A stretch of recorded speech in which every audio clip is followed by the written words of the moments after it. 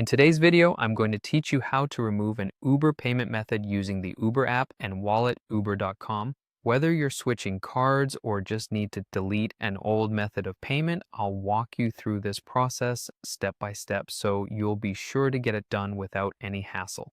First, you'll start by visiting the Uber website. It's a good idea to have your login credentials handy since you'll need to sign in to your account.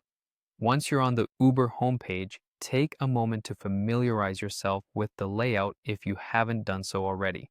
Next, direct your attention to the section labeled Wallet. This will be your go-to spot for all things related to payments and billing on your Uber account. Clicking on Wallet will bring you to a more detailed page that displays all the payment methods you've added to your account. Now, take a moment to scan through this list and identify the card that you want to remove. This might be an expired card or one you no longer wish to use with Uber. Once you've found the card you'd like to remove, go ahead and click on it. This action will bring up additional options and details about the card, including the ability to remove it. Keep going because we're almost done. You should see an option that says Remove Payment Method. This is your next stop. Clicking on Remove Payment Method will prompt a confirmation step. This is an important moment since Uber wants to be sure that this is indeed what you intend to do.